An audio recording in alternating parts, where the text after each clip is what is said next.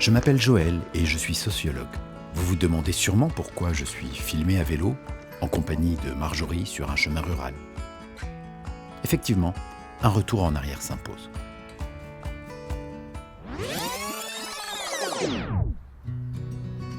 Pour être plus précis, je suis sociologue au CEREMA, un bureau d'études publiques qui travaille sur les questions de mobilité à l'échelle du territoire. Je suis venu observer comment on se déplace au Pays de l'Imbre, une communauté de communes rurales située dans le Pas-de-Calais. Et j'aimerais bien vous partager mon carnet de voyage. Aujourd'hui, les experts nous alertent. On compte 38 000 décès supplémentaires par an en raison du trafic routier. L'industrie automobile, c'est 15% des émissions de CO2 qui réchauffent l'atmosphère. Sauf qu'on n'abandonne pas si facilement la voiture quand on vit à la campagne. Alors, sommes-nous condamnés à en rester là, sans perspective de mobilité durable en zone rurale ? Je me suis intéressé au Pays de l'Imbre parce que c'est un territoire rural particulier. Il dispose de 3 aires de covoiturage. On y trouve un réseau de voies cyclables. Une association organise un service de transport solidaire. Un peu comme en ville, on peut louer des vélos et des voitures dans des stations mobilité. Et puis, la plupart des routes sont des chaussées douces, c'est-à-dire des dispositifs qui permettent aux cyclistes de se sentir légitimes sur la route. Mon voyage a pour objectif de donner la parole aux habitants. Ici, s'imagine-t-on un jour abandonner la voiture ou la pratiquer différemment ? Après avoir arpenté les villages, posé des affiches, discuté avec des commerçants et des habitants, j'ai trouvé une dizaine de volontaires pour répondre à mes questions. Je les ai d'abord accompagnés dans leurs déplacements du quotidien. Ils ont pu me raconter leurs difficultés, leurs craintes parfois, leur volonté de changement aussi. Ensuite, je leur ai proposé d'essayer un nouveau mode de transport, en mode parcours du combattant. Ce n'est pas toujours simple, le changement, mais ensemble, nous avons parcouru des centaines de kilomètres, sous le soleil, la pluie, le vent.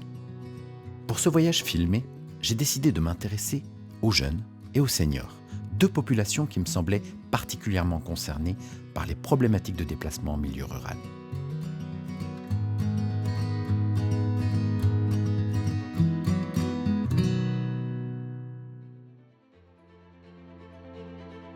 J'ai accepté de participer au documentaire parce que je trouve vraiment que niveau transport en commun à Zuilovsk, il n'y a pas grand-chose. Et ça pose des problèmes très rapidement. Rien que pour aller au cinéma ou voir ses copains, c'est très difficile. La mobilité entraîne plein de réflexions avec. C'est comment je vis, pourquoi je me déplace, comment je consomme, comment je parle aux voisins. Ça touche tous les sujets quasiment. Voilà, c'est juste derrière là. J'ai voulu participer au documentaire pour faire voir la réalité aux gens des personnes qui habitent à la campagne, qui n'ont pas de moyens de transport, qui n'ont pas le permis pour pouvoir se déplacer, pour aller faire les courses.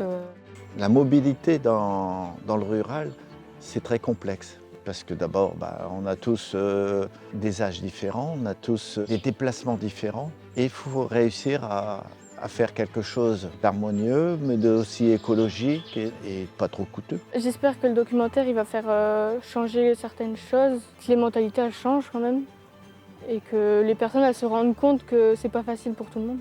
Le but, c'est de faire évoluer la société, la faire évoluer dans le bon sens, apporter des améliorations. On peut toujours en faire, mais bon, des fois, on n'a pas toujours les idées. Et après, il faut essayer de trouver les financements. Les gens ont des idées, les gens nous proposent des choses. Le but de ce documentaire, c'est précisément de commencer à partir des pratiques d'aujourd'hui, de décrire l'existant et de permettre la discussion qui nous permettra collectivement d'imaginer ce que peut être la mobilité dans 10 ans, dans 20 ans, dans 30 ans sur ce territoire.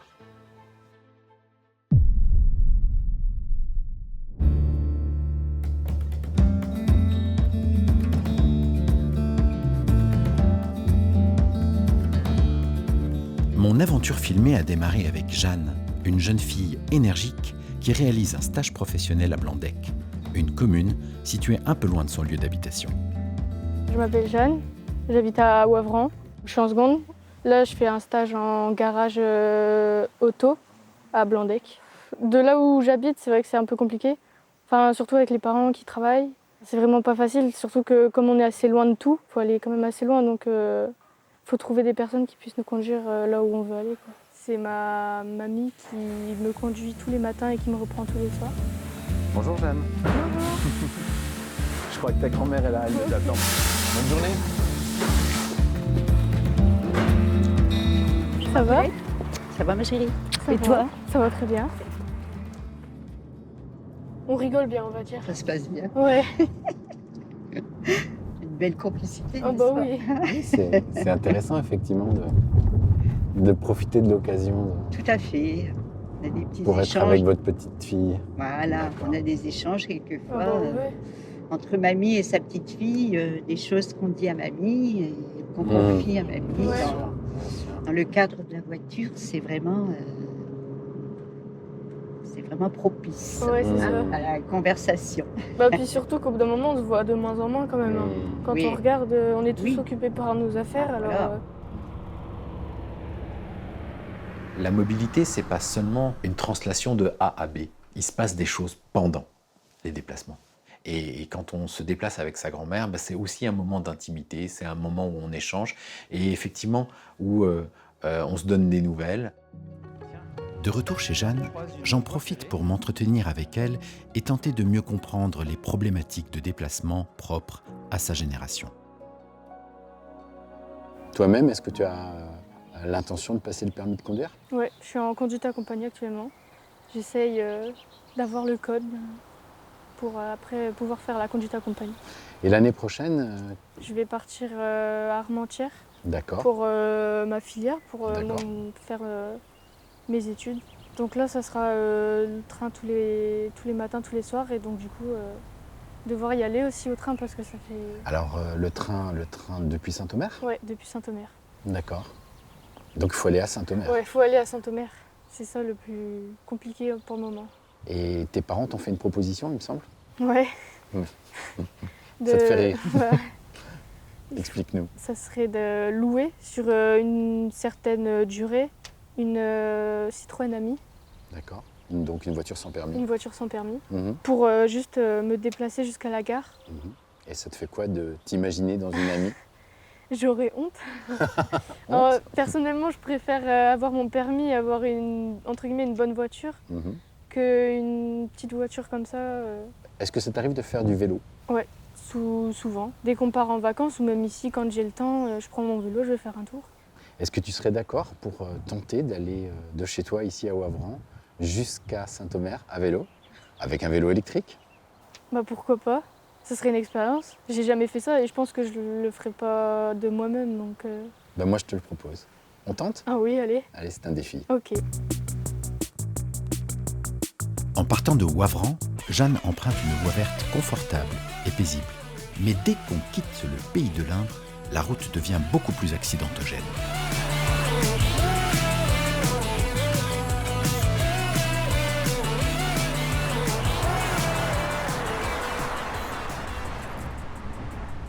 Donc sur une route comme celle-ci qui est un peu passante, tu penses qu'il vaudrait mieux mettre carrément une piste cyclable à côté? Ouais.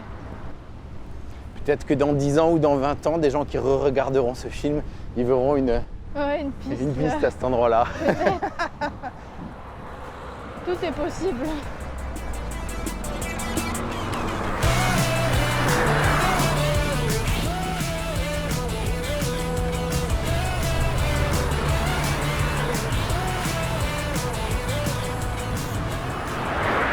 Pas évident, hein? Comment Non. tu l'as trouvé, ce passage? Ouais. Pas dur, pas facile? Bon, un vélo ça va.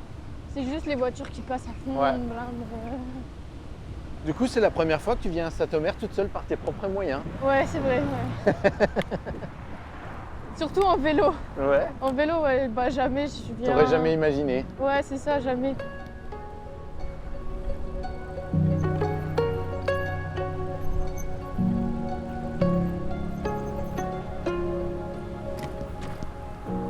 Cette expérimentation-là, je l'aurais pas fait toute seule, prendre le vélo pour aller jusqu'à la gare, je l'aurais pas essayé. Je pense que ça ne m'est même pas traversé l'esprit. C'était un test pour moi, voir l'année prochaine comment j'envisagerais d'aller à la gare tous les jours. Je pense que tout au long de l'année, je pourrais pas le faire, parce que pendant l'hiver, il y aurait des moments où il ferait trop noir, il y aurait un temps pas ouf pour le vélo. Mais pour la fin de l'année, je trouve dans les temps comme aujourd'hui, c'est possible à faire. Et je pense même que je pourrais le faire. Ça m'arriverait de le faire l'année prochaine.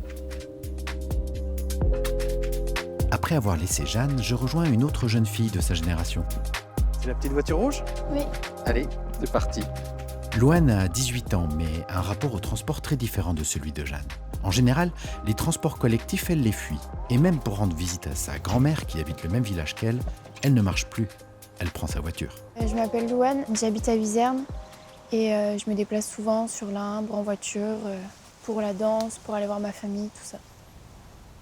J'ai eu mon permis du coup il y a un mois. J'étais pressée de l'avoir simplement pour que j'aille travailler vu que je suis en alternance. C'est plus simple pour moi d'avoir mon permis qu'on me dépose, c'était pas pratique.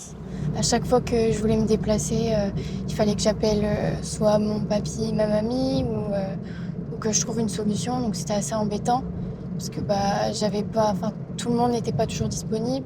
Ouais. Chacun a sa vie, donc c'était compliqué. Mais voilà, après c'est passé, je suis contente d'avoir mon permis et puis voilà. Le fait de toujours devoir être véhiculé par ton grand-père, par ta grand-mère, par ta sœur, est-ce que c'est quelque chose que tu as mal vécu, bien vécu? Est-ce que tu aurais aimé avoir le choix avec d'autres solutions de transport? Oui, j'aurais aimé avoir le choix, parce que niveau, par exemple, le bus, c'était assez compliqué. Parce que par exemple, sur Vizerne, il n'y en a pas beaucoup qui se dirigent vers Saint-Omer. D'accord. Ouais, j'aurais aimé en avoir plus quand c'était le moment. Et tu penses que ça aurait participé d'un plus grand sentiment de liberté du coup? Oui, ouais, je pense. Jacques, lui, n'a pas le même âge que Jeanne et Louane. Mais ce jeune retraité a pris l'habitude depuis quelques années d'aller au marché de Saint-Omer en vélo électrique. Sous un beau soleil, nous avons fait le trajet ensemble du hameau de Cormette, sur la commune de Zudosque, jusqu'à la gare de Saint-Omer. Est-ce que vous avez toujours fait du vélo?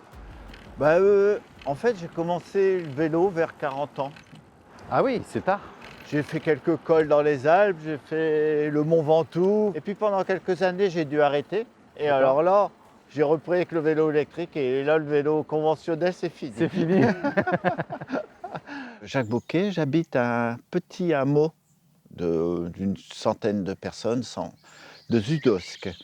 Nous sommes à peu près à 2 km du village, mais surtout à 5-6 km de Saint-Omer. Mais malgré tout, nous sommes complètement isolés, du point de vue des bus, du point de vue des routes cyclables, etc. L'isolement dont me parle Jacques tient à l'aberration de réseaux de transport public qui, parfois, s'interrompent aux frontières administratives. Et du coup, vous avez eu le permis tôt, jeune? Oh oui, 18-19 ans. C'était la génération où... Oui, exactement, où on se dépêchait, on pleurait pour avoir le permis, alors que maintenant... C'est moins le cas? On est étonné de voir beaucoup de jeunes qui ne passent pas le permis, ou bien alors qui ont 35 ans et qui commencent à s'apercevoir que ça peut être utile quand même. Jacques symbolise à lui seul toute une époque, celle de la dépendance à la voiture dès le plus jeune âge. En chemin, nous faisons une pause pour discuter d'un autre usage qu'il a bien connu lorsqu'il était jeune. On a parlé des différents modes de transport sur le territoire. Il y en a d'autres qui ont tendance à disparaître. Je parle du stop. Ah oui, moi j'en ai fait pas mal aussi. Vous en avez fait? Ah oui. Et sur de longues distances. D'accord. Mais oui, c'est vrai que... On n'en voit quasiment plus. Quasiment plus. Qu'est-ce que vous en pensez? Je pense que l'atmosphère de suspicion, de terreur qu'on met partout, les informations complètement craignos qu'on nous envoie font angoissantes. Les gens ont peur. Et après, est-ce que vous avez pris des autostoppeurs? Oui, bien sûr. Quand vous avez eu votre voiture? Oui, quand j'en vois, j'en prends encore. C'est vrai, ça vous arrive encore? Oui, mais bon, c'est très rare maintenant. C'est tellement rare. On a transformé quelque chose qui était convivial, qui était gratuit, parce que ça a aidé beaucoup de jeunes quand même à se déplacer, en quelque chose de marchand. Le capitalisme est encore passé par là. Et puis, alors maintenant, pour faire 80 km, on paye.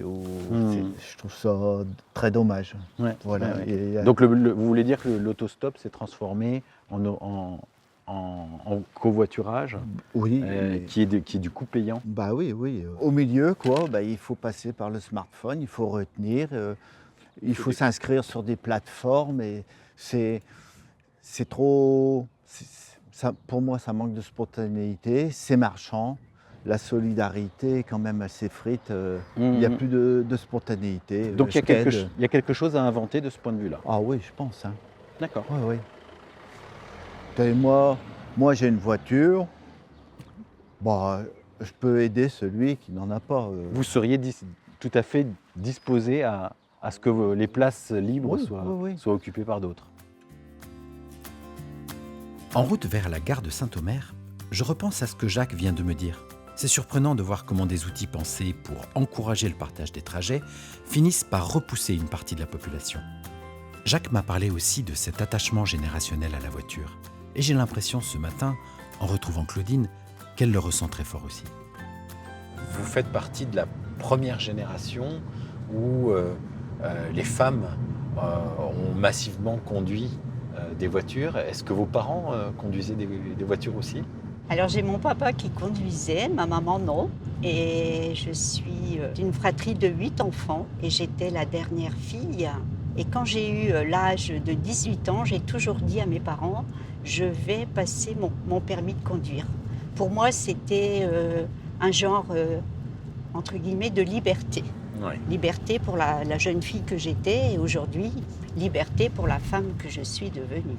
Du coup, ça reste un outil de liberté pour vous aujourd'hui ? Tout à fait. Tous les jours, je la sors. Tous les jours, je fais des kilomètres et des kilomètres. Tout à l'heure, vous m'avez dit que c'était très important pour vous d'avoir une voiture propre. Oui, exactement. Est-ce que vous diriez qu'il y a une relation affective avec ce véhicule ? Bon, peut-être pas jusque-là affective, mais j'aime bien ma voiture en fait. J'aime bien un véhicule propre, je m'y sens bien et voilà quoi, c'est ma voiture, voilà. Malgré son attachement à la voiture, Claudine ne souhaite pas en être la seule bénéficiaire. Elle s'est inscrite, en tant que chauffeur bénévole, à l'association Famille Rurale et participe au programme de transport d'utilité sociale. L'objectif, transporter à la demande un public sans solution de mobilité. Cet après-midi, elle rejoint Mathis, un jeune de Zudosque, pour l'emmener vers Longness. Je m'appelle Claudine, j'habite à Limbre et la mobilité pour moi, c'est le transport solidaire. Donc j'ai mis ma voiture à disposition de l'association et je transporte des personnes dans la vie de tous les jours, le travail, les loisirs aussi. Au départ, j'ai pris ces transports solidaires, je vais être honnête, pour m'occuper. Parce que j'étais à la retraite, j'étais seule, et je me suis dit pourquoi pas. Et au fil du temps, au fil des jours et au fil des transports effectués, je me suis aperçue vraiment qu'il y avait une grosse demande de personnes qui n'avaient ou pas le permis, ou pas les moyens, et pas de transport en commun. Donc nous allons dans les tout petits villages chercher toutes ces personnes. Je vais te faire signer déjà, Mathis. Oui. Et le kilométrage, on le fera au retour, hein, oui, comme on ne sait pas trop bien le nombre de kilomètres. Je m'appelle Mathis, j'ai 19 ans et j'ai pas de transport en commun dans mon village, mais du coup je fais appel à Transport Solidaire pour mes déplacements. Ma dyspraxie, elle me fait des troubles visio-spatials, donc j'ai du problème pour me repérer dans l'espace. Donc, par exemple, m'amener à un endroit que j'ai jamais vu, si j'ai pas de repère, ça va pas être possible. Et donc, rien que pour me déplacer du coup en vélo, c'est pas possible, ou en trottinette. S'il y avait des transports en commun dans mon village, je les prendrais, c'est sûr. Et peut-être pas tout seul les premières fois, mais au bout de 5-6 fois, je commencerai déjà à me trouver des repères, à me repérer. Et au bout d'un moment, je m'y habitue. Claudine est venue me chercher aujourd'hui pour mon transport vers France Travail. Et ça s'est passé comme d'habitude. J'ai signé, on a parlé un petit peu pendant le voyage de mes difficultés, des problèmes que je pouvais rencontrer, mais aussi de solutions potentielles. Au fil des transports, je trouve que Mathis a beaucoup évolué. Il a pris la parole beaucoup plus souvent, il m'a parlé beaucoup plus facilement. C'était intéressant, c'est bien d'échanger pendant les transports. Ça permet de pouvoir découvrir un peu leur génération, parce qu'ils vont souvent parler de leur génération, et c'est vrai qu'en dehors de ça, je ne côtoie pas du tout de personnes âgées. Du coup, ça me permet d'en côtoyer un peu plus, et même eux, qui ne doivent sûrement pas avoir non plus trop d'idées, se parler un petit peu, avoir des contacts sociaux, ça doit être bien pour eux. C'est un partage, on va dire, un bel échange. Les premiers transports que j'ai faits, j'ai fait des amis, en fait. Aujourd'hui, je les vois en dehors du transport solidaire et on prend un café, on se paye un resto. Le lendemain, je rejoins Marie dont le seul moyen de déplacement autonome est le car. En rentrant de Saint-Omer où elle fait ses études, jusqu'à Limbre où elle habite, elle se projette avec moi dans l'utilisation future d'une voiture. Parce que, comme Louane et Jeanne, elle compte bien avoir le permis rapidement. Il faut dire qu'actuellement, que ce soit pour aller à Bois-d'Ingan chez une amie ou même pour rejoindre son amoureux, ses parents doivent l'accompagner à l'aller comme au retour. Mais Marie envisage la voiture avec beaucoup de générosité. Je te laisse passer devant? Merci. Allez.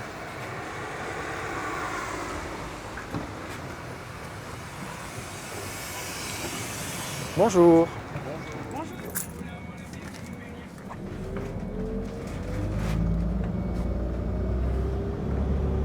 Quand je regarde dans les voitures, je vois que la plupart des personnes sont seules dans leur voiture.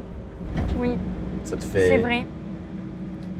Moi, je sais que quand j'aurai ma voiture, je sais que je ne serai pas toute seule. Hein. Tu auras envie de partager avec des copains, avec qui? Oui.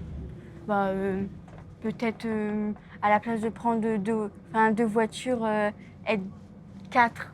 Enfin, 4, deux dans chaque voiture, on prend une voiture, on en a. Et du coup, largement assez. on partage aussi les frais? Oui, voilà. C'est quelque chose qui te Oui. semble Oui. envisageable? Pour éviter, déjà, pour se déplacer, ceux qui n'ont pas de permis, c'est bien. Et même en tant que pour l'environnement, la pollution, c'est bien aussi. Est-ce que toi, ça te dérangerait, par exemple, d'aider dans ces déplacements une personne âgée? Pas du tout.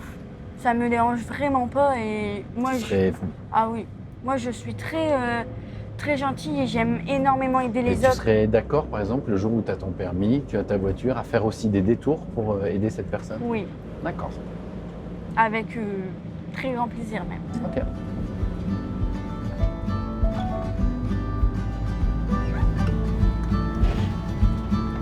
Marie n'a jamais essayé de louer un vélo électrique et s'est volontiers prêtée au jeu quand je lui ai proposé d'aller à Bois-d'Ingan. Mais la bonne volonté ne suffit pas. Si nous échouons notre défi, c'est qu'il ne suffit pas d'avoir fait du vélo dans l'enfance pour savoir faire du vélo sur route. Il ne suffit pas d'être volontaire pour savoir comment s'équiper contre la pluie. Je réalise à quel point changer de mode de transport réclame aussi un patient apprentissage préalable. En attendant d'avoir le permis et de pouvoir faire du covoiturage, Marie continuera donc ses déplacements quotidiens en car. Une chance que n'a pas Nicole. Installée depuis sa retraite dans un petit village non desservi par les cars, cette ancienne urbaine regrette aujourd'hui de devoir prendre sa voiture pour presque tous ses déplacements, notamment ses sorties culturelles qui l'obligent à aller beaucoup plus loin. Je m'appelle Nicole Vandeville, je suis habitante de Bouvelingan, un beau petit village à la campagne, où j'ai choisi d'habiter en 2018 à ma retraite. La mobilité, quand on habite dans un petit village comme celui-ci, c'est forcément la voiture. Actuellement, il n'y a pas beaucoup d'autres alternatives que la voiture, puisqu'il n'y a pas de transport en commun. Il y a l'alternative du vélo, mais je n'aime pas le vélo. Donc je pratique la marche, mais c'est quand même assez loin de Limbre. Donc c'est essentiellement pour moi la mobilité, c'est la voiture.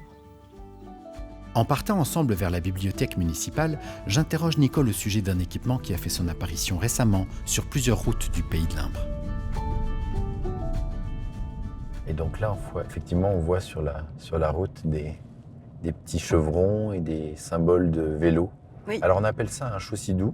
Est-ce que vous savez un petit peu comment ça s'utilise? Oui, je roule normalement, mais je dois être à 30 et s'il y a des cyclistes, donc je me mets au milieu pour ne pas les gêner. D'accord. Et s'il y a un autre automobiliste qui arrive en face? Je me gare, je le laisse passer. Ouais. Et donc on se met plus sur la voie des cyclistes. S'il n'y a pas de cycliste. S'il n'y a pas de cyclistes, bien sûr. Je dirais que ce que je viens de vous expliquer, c'est que moi j'ai compris D'accord. et ce que moi je me suis dit être le plus logique D'accord. et efficace pour les cyclistes. D'accord. Maintenant, si ça se trouve, j'ai complètement tort. Alors, vous m'avez dit, je me décale au centre quand il y a des cyclistes. En fait, c'est plutôt l'inverse. Je roule au centre. Et c'est quand il y a une voiture qu'on se met sur la voie des cyclistes. Ça, c'est la règle, normalement. Parce que moi, rouler au centre, ça me gêne. D'accord. me- Ça force les voitures, puisqu'elles, dans les deux sens, elles roulent au centre, ça les force à rouler vraiment lentement parce que il y a la potentialité de voir une autre voiture arriver en face. Ça nécessiterait effectivement qu'on puisse avoir une petite Formation. formation. Explication. Formation. Mhm. Ouais. D'accord.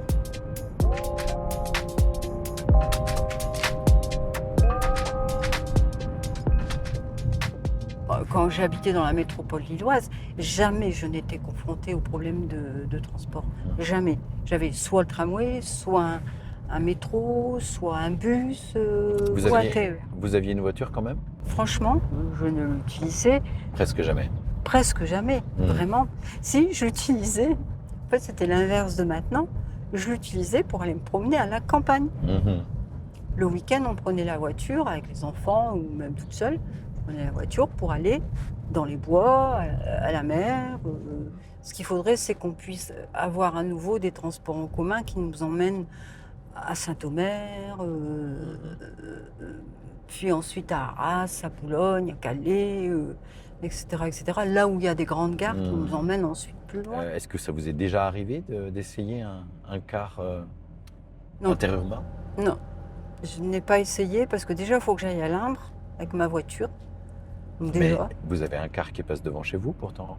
Ah non, c'est un car scolaire. Ah, c'est uniquement un car scolaire. Ouais, qu'on étudie justement la possibilité aux personnes de prendre le car scolaire, pourquoi pas. Parce qu'en plus, il y a un autre avantage à prendre des transports en commun, Oui. indépendamment du fait qu'on ne pollue pas, etc., c'est qu'en plus, on peut lire.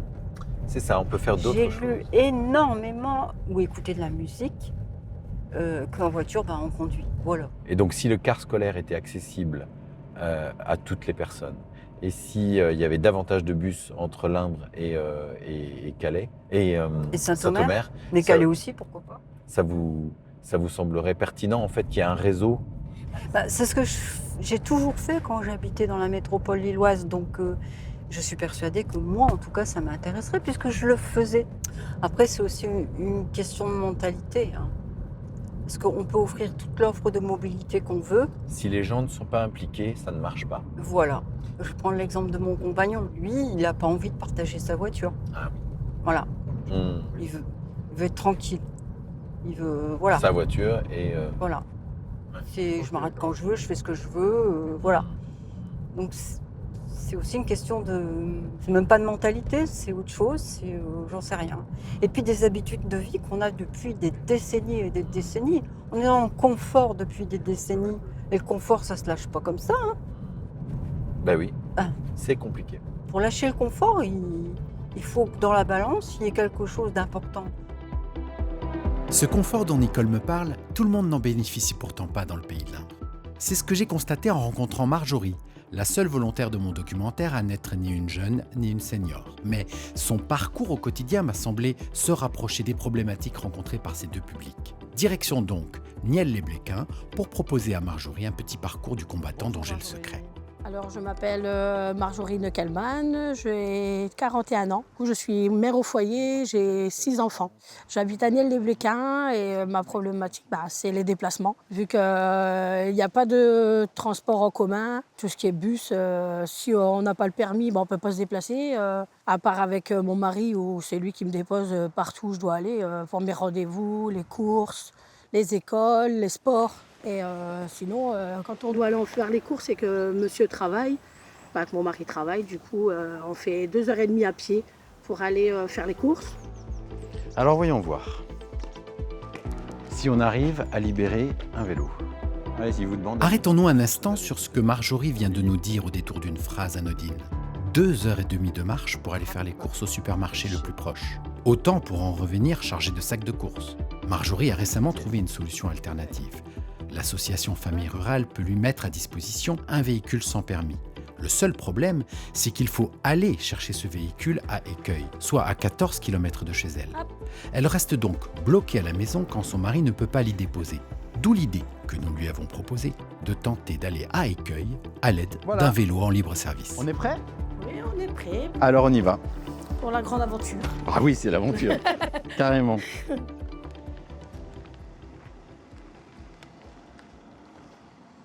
Ça va l'assistance là, vous trouvez C'est que bien.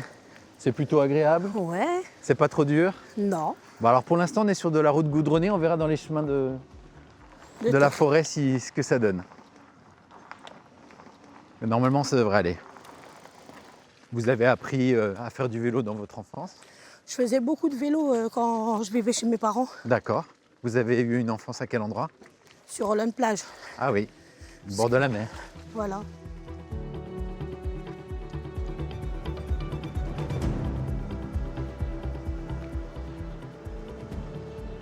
Ça fait passer par des petits villages aussi qui sont tranquilles. Le Verval.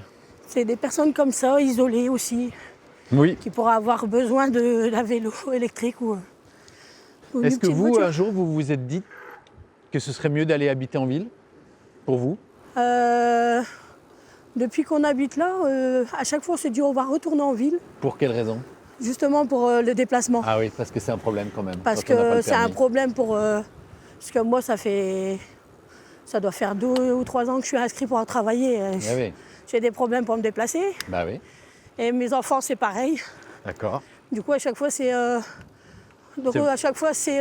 on votre mari, peut quoi. pas travailler, Hmm. parce qu'il n'y a rien pour se déplacer. On tourne à droite.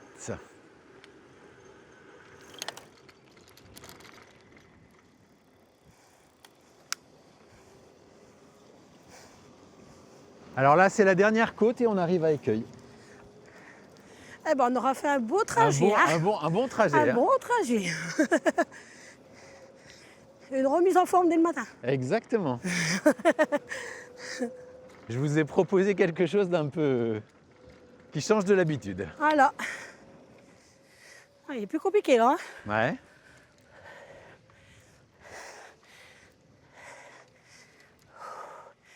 Ah, On s'arrête?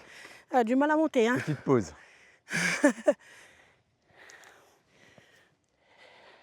Vous voulez qu'on monte à pied? Ouais, ça sera plus simple. Jusqu'au sommet là? Ok, donc là, c'est bon à savoir, c'est un peu dur. Ouais. Ça va? Un peu dur. C'est un peu dur. Hein. Un peu dur.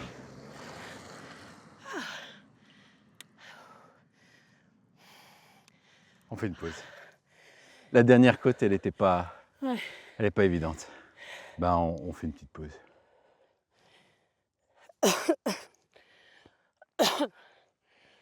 L'assistance électrique, ça a des limites aussi. Ah, là, je suis à 5 et là, 1 quand même. Ah oui, donc normalement, ça devrait être parfait, mais là, la côte est très dure. Oui, bah, du coup, quand c'est les montées, bah, à part descendre du vélo et pour pousser le vélo pour monter, il n'y a que ça à faire. Hein.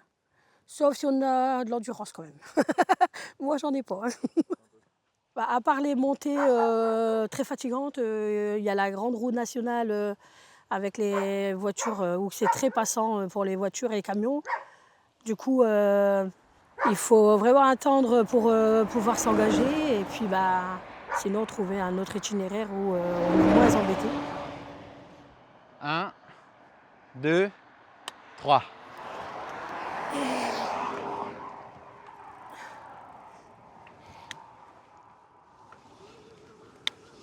Et voilà. La voiture sans permis est là. Elle nous attend. Non mais franchement, je me suis dépassée. J'aurais jamais cru que j'aurais pu faire ça en vélo. Franchement, je peux être fière. Et ce qui serait bien, c'est qu'on puisse avoir une voiture amie aussi dans la commune de Niel-les-Bléquins. Ça serait moins loin pour nous aller la chercher. Après ce parcours du combattant rocambolesque, et puisqu'il est question de voitures partagées en location, je rejoins Jacques pour aller à Zudosk, où se trouve l'une des stations de mobilité du Pays de l'Imbre. Un véhicule électrique en autopartage y est justement disponible, et Jacques, après l'avoir réservé sur l'application, souhaite l'essayer. Une grande première que nous partageons ensemble. En voiture. Bon.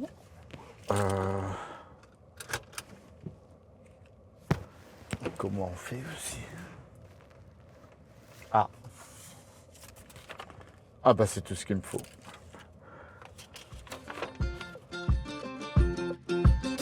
Ah, la voilà. maintenant.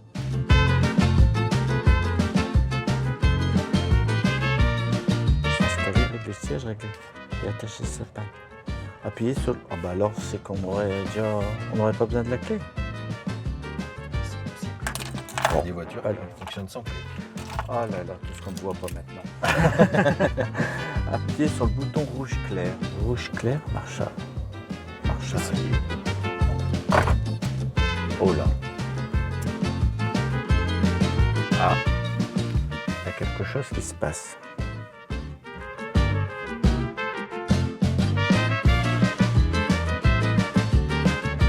Marche arrière. Donc je devrais appuyer et puis ça devrait aller. Vous accélérez un peu? Bah, je suis à fond là, j'accélère à fond. Ça marche pas plus.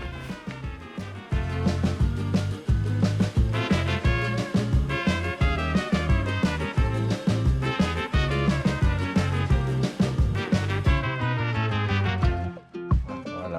Et là, voilà, ça marche. Donc c'était ça. Sur la notice, c'est pas écrit qu'il faut mettre le pied sur le frein. Allez. Installer, régler le siège, appuyer sur le bouton rouge clair, marche arrêt, puis actionner le bouton gris argenté. Il n'y a pas du tout écrit qu'il faut appuyer sur le frein. Donc c'est ça le problème. Oh, là j'ai... Là c'est bon, comme une voiture normale. Bah là ça marche pas. Hein. Ça marche avant? Vous êtes en marche arrière, non? Non, je suis en N là. Ah oui, N neutre, il faut mettre D. D, ah d'accord. Ouais. Voilà, nous y sommes. Donc pour aujourd'hui, nous n'avons pas dépassé le 120. Oui, puis je crois qu'on a eu assez d'émotions pour la journée. Les difficultés que j'ai vécues aujourd'hui, c'est la voiture électrique, quoi. C'est passer d'un monde à un autre, parce que déjà pour la démarrer, c'est pas facile. Bon, du point de vue technique, mais je pense que ça, c'est un détail. Il y a peut-être un meilleur moyen d'appliquer les choses avec des photos ou autre. Mais bon, lorsque je la reprendrai une deuxième fois, je pense que ça se passera bien. C'est aussi la conduire qui est... Parce que c'est vraiment une conduite très différente de la voiture normale. Mais par contre, qu'est-ce que c'est agréable. À l'opposé de ces véhicules modernes qui obligent à une certaine forme d'adaptation, Jacques m'a partagé une réflexion intéressante sur le plus simple des moyens de transport. Tout à l'heure, vous m'avez dit il y a un paradoxe entre la ville et la campagne au sujet de la marche. Oui, tout à fait. C'est à la ville maintenant qu'on voit les vélos, qu'on voit les marcheurs, oui. Alors qu'à la campagne, c'est les vélos, c'est l'inverse de la voiture. Oui. Oui. À tel point que on voit des gens se rassembler pour faire de la marche, oui. Un club de marche, oui, oui.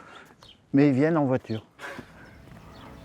Un phénomène étrange à comprendre, alors que la marche était autrefois un mode de déplacement couramment utilisé dans la région.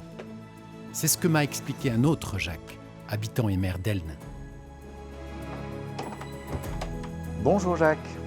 Bonjour monsieur. Pendant l'enfance, il y a déjà bien longtemps quand même, mais j'en ai des sacrés souvenirs parce qu'il y a 60 ans, le trottinette électrique, les voitures électriques, le 4x4, tout ça, il n'y avait pas question. On habitait une ferme dans un hameau, à 3 km du centre-bourg, pas ici à Rennes, du centre-bourg, donc on allait à l'école, mais à pied. Ouais. C'est pour ça que j'ai fait énormément de marches quand j'étais petit, j'en fais beaucoup moins maintenant. Quand on fait 3 km le matin pour aller à l'école, pour être à 9h, et idem le soir. On a des bons mollets. Oui, on s'en souvient un sacré bout de temps. À ce moment-là, il n'y avait pas de transport en commun. Rien du tout. Non, il n'y avait rien du tout. Il n'y avait pas de bus qui passait, il n'y avait rien du tout. Donc c'était tout était à pied. Et quand vraiment il fallait aller un petit peu au collège, à Lammes ou à Saint-Omer, c'est le papa qui devait venir nous amener le matin de très bonne heure avec sa voiture. D'accord. Sinon, tout était à pied. On est fiers parce qu'on a connu ça, on l'a bien connu, mais on n'y pensait pas parce que c'était tout le monde. On n'avait pas le choix. On n'avait pas le choix, il n'y avait pas de bus qui passait nulle part, il n'y a pas de voiture, il n'y a pas de papa qui font comme maintenant, quand on voit qu'à l'école, matin, midi et soir, il y a des dizaines et des dizaines de voitures qui sont là, alors qu'ils habitent à 200 mètres. Alors que vous, c'était 3 km. C'était 3 km, moi. Moi, je trouvais que c'était bien parce que dans les hameaux, on était par exemple à 7-8 enfants à peu près sensiblement du même âge. On remontait tout en s'amusant, on rigolait. C'était pas mal. C'était convivial. Chose qui n'a peut-être plus aujourd'hui. Malgré cette pointe de nostalgie, on peut se demander pourquoi, pour de petits déplacements, le recours à la marche à pied semble désormais un réflexe du passé. Jacques lui-même ne marche plus beaucoup aujourd'hui. S'il choisit le 4x4 pour aller à la chasse, il préfère la trottinette électrique pour faire le tour de ses services communaux. Vous disiez, la trottinette, c'est parfait parce que c'est confortable pour vous, mais c'est aussi un moyen de ne pas... Polluer. Ouais, de moins polluer. Et puis c'est plus agréable quand il fait beau, c'est beaucoup moins de problèmes de stationnement. Je suis passé sur la gauche.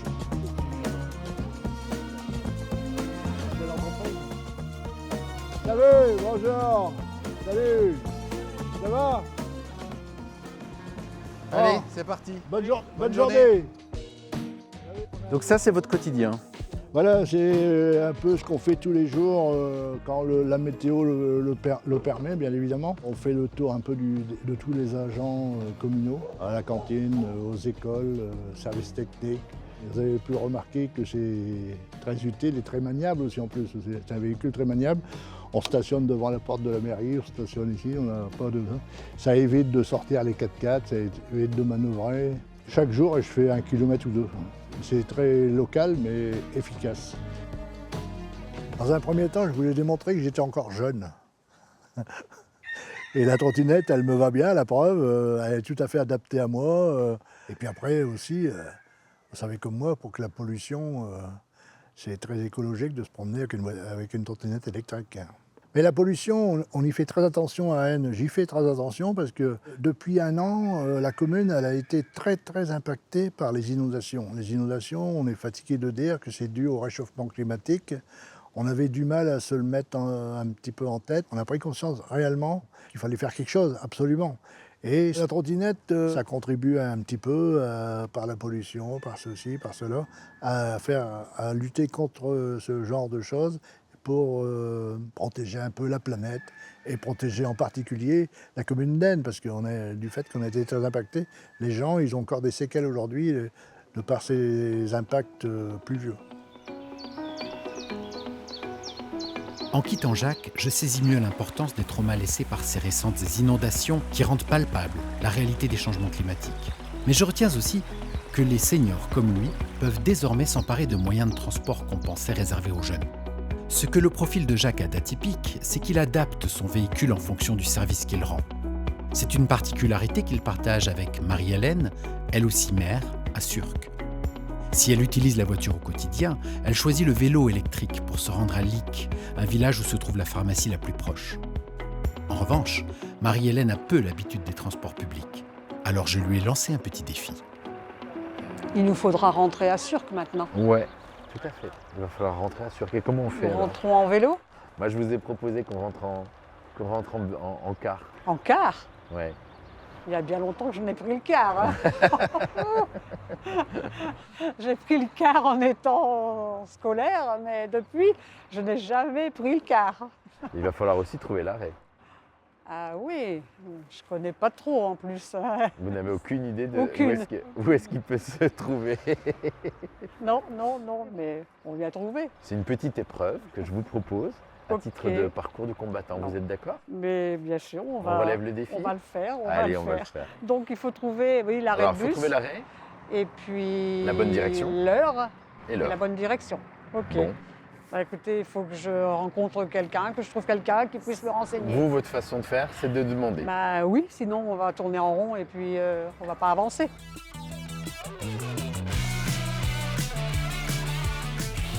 Marie-Hélène ne consulte pas son téléphone, mais demande à un automobiliste qui lui dit de s'adresser en mairie.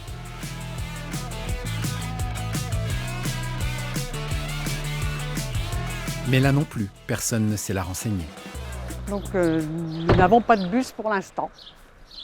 Il nous faut chercher une autre source de renseignement. Ou bien on essaye de voir quand même sur l'arrêt de bus, peut-être que c'est écrit les arrêts. Pourquoi pas, oui.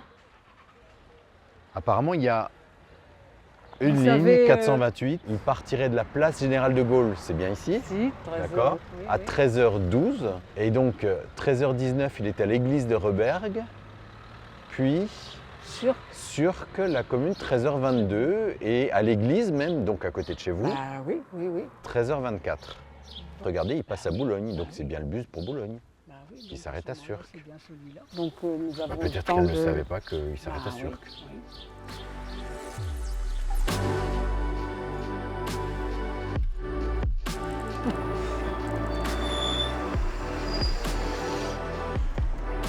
Bonjour monsieur, je souhaiterais descendre à Surque s'il vous plaît. À Surque, Oui. très bien. Attendez, je vous manque juste une petite seconde, le temps Oui. de préparer tout ça.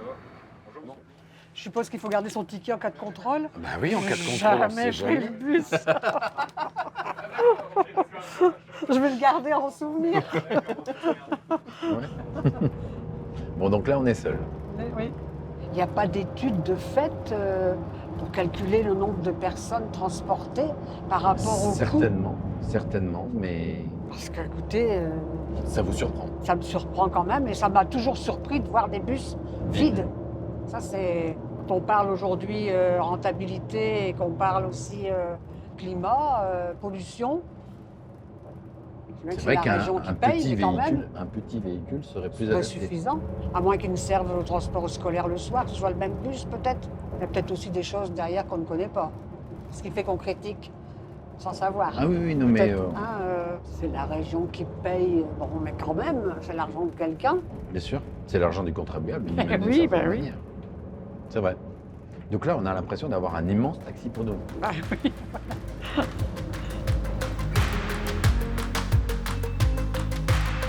Un seul bus ou deux par jour, ça peut être un frein, mais quand on voit le peu de monde dans le bus, on se dit que est-ce bien utile de continuer à effectuer ces trajets qui coûtent sans doute très cher et qui n'est pas rentabilisé du tout. Donc ce serait sans doute préférable, oui, de covoiturer ou de faire appel à un voisin. Merci. Merci. Marie-Hélène soulève avec pertinence le problème de l'adaptation ou de l'inadaptation des offres de mobilité par rapport aux besoins réels des populations. Une question intéressante qui résonne avec la situation particulière de Daniel, à Limbre. En fauteuil roulant depuis plusieurs années, il a appris à s'adapter à la ville et il me fait faire un petit tour du quartier pour m'en montrer certaines difficultés. Pour moi, disons que faut que je fasse attention parce que quand on arrive comme ça, il faut. J'ai pas de rétro, j'ai intérêt à faire attention parce que maintenant, avec ces fameuses voitures électriques, on les entend pas arriver, donc on peut se faire surprendre. Parce que là, du coup, vous roulez sur la route et pas sur le trottoir. Non, là c'est assez. C'est quasi impossible. Voilà. Déjà d'une, l'accessibilité pour monter, puis après c'est en Il y a un dévers. dévers. Alors, s'il pleut et puis n'importe quoi, le fauteuil il va. Et on voit aussi que certaines voitures débordent sur le trottoir. Oui. Et vous ne pourriez pas passer. Voilà, vous voyez, c'est des maisons qui ont été construites il y a longtemps. Il n'y avait pas de voitures comme maintenant. Je suis monsieur Louis Daniel, j'ai 68 ans. Je suis en fauteuil, mais j'ai une autonomie pour mes différentes activités. La ville fait beaucoup d'efforts pour les personnes à mobilité réduite, mais parfait, ça n'existe pas. On a toujours des petits obstacles. Une petite bordure, c'est un obstacle que, pour vous, c'est rien, mais pour nous, c'est insurmontable. Regardez, il y a une voiture qui arrive, vous voyez, on l'entend pas. Je vous suis. Voilà, regardez, On vous laisse voyez, gérer, je suis obligé de me mettre en protection. Voilà, là, je sais qu'il va arriver à passer. Mais si c'est un bus, je suis obligé de me mettre...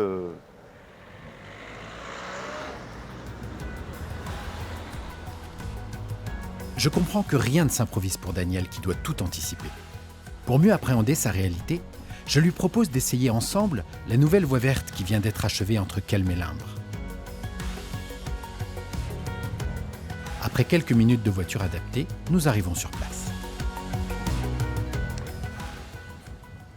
Alors, où est-ce que ça... Ah c'est intéressant, regardez. Oui, vous voyez, regardez la...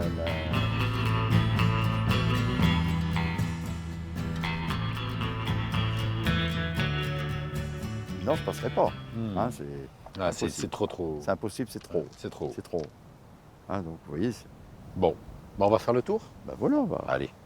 on s'y rencontre une difficulté qu'on n'a pas prévue, on ne peut pas toujours faire face.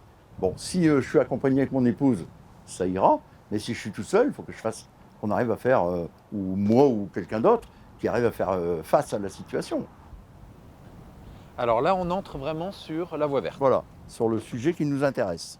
C'est un peu dommage parce que, comme moi, mon fauteuil est assez large. Par exemple, il y a un VTT qui veut passer ou n'importe. C'est pas évident. Si on ne l'entend pas arriver, c'est gênant. Ou même des fois, pour se croiser, 2 VTT qui se croisent, c'est pas très large. Hein. C'est vrai. Hein, je pense que plus loin, ça doit aller mieux. Alors vous, par contre, vous pouvez aller plus vite que moi. Oui, je peux aller jusqu'à 25 km/h, mais j'y vais jamais parce que... C'est un peu dangereux. Voilà, les bordures, des fois, c'est oui, la les moindre trottoirs. aspérité, hop. Non. En extrapolant un peu, la question de l'autonomie de Daniel résonne avec des discussions que j'ai abordées avec d'autres volontaires âgés. Comment préserver son indépendance quand la dépendance guette ? Comment rester en milieu rural quand on arrive à un âge où on risque de perdre l'autonomie ? Alors aujourd'hui, vous êtes en pleine santé et vous pouvez faire du vélo, de la marche, de la voiture. Le train, ça vous arrive de le prendre. Oui. Est-ce qu'on peut, ensemble, si vous le voulez bien, et vous pouvez me dire non aussi, hein, se projeter sur dans 5 ans, dans 10 ans, comment vous imaginez votre mobilité dans quelques années ? C'est quand même un problème d'habiter à la campagne et de vieillir. Ouais. Là, le vélo, on n'y pense plus. Ouais. La voiture, il restera que la voiture.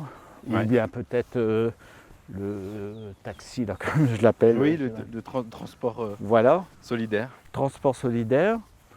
Mais à part ça, déjà d'ici, quand on a 80 ans, d'aller jusqu'au village, ça deviendra compliqué. Ça deviendra on voit bien compliqué. que le sol, on voit bien que c'est un chemin, oui, chemin voilà. de terre, quoi. Donc, à tel point qu'on a...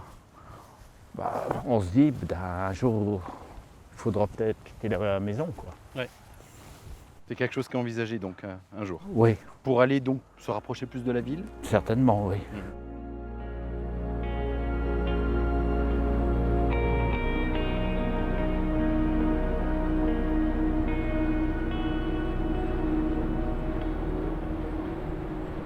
Est-ce que vous savez un petit peu comment ça va se passer le jour où vous pourrez moins facilement utiliser la voiture? Est-ce que vous y avez pensé? À vrai dire, je n'y pense pas. Vous préférez ne pas y penser? Non, voilà. Et j'agirai en fonction du besoin au moment voulu. Non, j'épilogue pas beaucoup sur l'avenir. Vous savez, ce sera ce qui sera. Hein. Je serai peut-être encore valide longtemps, ou alors je serai grabataire dans un an. Là, j'adapterai, il faudra bien s'adapter. S'adapter est le défi individuel qui attend Jacques, Marie-Hélène ou encore Daniel, mais plus collectivement. Comment faire pour s'adapter à ce monde changeant? Comment intégrer dans nos moyens de déplacement les modes de transport nouveaux qui émergent partout sur le territoire? Comment anticiper les contraintes futures d'un monde dans lequel les prix du carburant fluctuent au gré des actualités géopolitiques? En pensant à leur avenir proche, et maintenant que je commence à mieux les connaître, je me demande comment Louane, Jeanne, Nicole, Mathis et tous les autres voient l'avenir. Alors je me demandais aussi, comment vous imaginez la mobilité sur le Pays de l'Indre dans 5 ou 10 ans? Alors je suis optimiste, hein. Tout va bien, hein. Tout va bien. Dans l'idéal? Dans l'idéal, hein. Tout va bien. On a l'argent, on a le feu vert, c'est le cas de le dire, on a tout. Hein. Et ben moi je vois qu'on a mis en place les propositions que les habitants ont fait. En ce qui me concerne, c'est le Blablacar local, avec l'application toute simple, qui permet d'être très réactif au jour le jour, voire même à la demi-journée, en temps réel, oui, en temps réel. On a mis en place le stop... le réseau pouce. Le réseau pouce. D'accord. Ça, pour moi, c'est vraiment facile à faire. Hein. Il y a des abribus partout. Qui peuvent donc servir à l'autobus. Ben voilà. On sait qu'il y a une personne qui est là, on sait qu'elle a besoin d'être emmenée. Allez, on s'arrête. Voilà. Une calèche. Une calèche? Eh oui. Allez, on met la calèche. Osons la calèche. Allez. Alors la calèche, elle irait de village en village, elle ferait quelque chose de circulaire, elle ferait... Comment vous imaginez ça? Est-ce que c'est une calèche ou un réseau de calèches? C'est tellement un rêve que oui, je vous avoue. On n'a pas de contraintes. Allons-y, Je ne vais pas aller dans les détails. Ensuite, peut-être qu'on pourrait développer davantage de transport collectif pour aller dans les grandes villes. Ok. Pour aller dans les gares aussi. L'accès aux gares. L'accès aux gares par bus. Voilà. Moi, j'aime surtout le transport collectif. D'accord. C'est surtout ça qui me plaît. Une forme d'indépendance Ben à laquelle oui. vous tenez. Oui, bien sûr. Pour moi, les transports solidaires, les blablacar locaux et tout ça, les WhatsApp dont vous parliez, ça doit être en parallèle d'un transport public, de qualité, collectif de qualité, qui renforcerait justement la mobilité des gens. D'accord. Mais ça ne peut pas être ou l'un ou l'autre. Ne pas renoncer à certains modes de transport et préserver une capacité de choix au quotidien, Nicole résume bien finalement les principaux enjeux de demain au Pays de l'Imbre. Un territoire qui n'a sans doute pas terminé d'explorer l'éventail des possibles. Alors que mon voyage filmé touche à sa fin, je me rends compte qu'à travers tous ces trajets partagés, j'ai pu ressentir pleinement la réalité de la mobilité du quotidien de Jacques, Marie, Daniel, Claudine, Marie-Hélène et tous les autres. À leur côté, j'ai perçu leurs problématiques personnelles selon leurs âges, leur lieu d'habitation, leurs contraintes personnelles, leurs aptitudes. En plus d'avoir découvert une magnifique région, j'ai compris une chose. Il n'y a pas une seule bonne réponse pour faire évoluer la mobilité, mais un ensemble de solutions à mettre en place avec les habitants. Et puis aussi, j'ai eu la surprise de rencontrer des personnes très différentes, mais souvent prêtes, à leur manière, à jouer le jeu de l'entraide en matière de mobilité, y compris l'entraide intergénérationnelle. Alors il n'est peut-être pas incongru de poser cette question. Et si la solidarité était la force insoupçonnée du Pays de l'Imbre? Et si la solidarité était l'avenir des mobilités en milieu rural? N'importe qui regardera, j'espère, ce document, se posera des questions sur sa propre mobilité. Et ça l'aidera à changer, à évoluer. Il y a quand même pas mal de gens qui vont rester, je pense, sur prendre leur voiture alors qu'ils ne font même pas 2 km. Je pense qu'il y a quand même pas mal de gens ici en campagne qui sont habitués à leur truc et qui ne vont pas vouloir changer de mentalité en fait. Est-ce que les usagers vont prendre conscience rapidement de ce changement? Point d'interrogation. Mais il faut souhaiter que oui, avec l'évolution négative du climat, avec peut-être aussi les prix importants du gasoil notamment, chacun prendra peut-être conscience de voyager et de circuler autrement. J'aimerais bien que les gens prennent conscience surtout qu'il y a des transports dans l'Imbre, mais que dans les petits villages autour de l'Imbre, c'est beaucoup plus compliqué. Si les gens ils peuvent s'en rendre compte au moins juste de ça, je serais très content. Si j'ai pu rendre service un petit peu à la société, je suis enchanté. Si ce film entraîne une profonde réflexion sur le territoire et qu'on voit arriver vraiment des actions concrètes telles qu'on les a imaginées tout au long de la journée, c'est ma vie entière qui va changer. Ce que je retiens finalement de ce film documentaire, c'est qu'on peut imaginer des solutions. Beaucoup de gens sont disposés à passer le cap, finalement, à faire confiance. Il manque juste un petit déclic. Et peut-être que ce film documentaire pourrait être ce déclic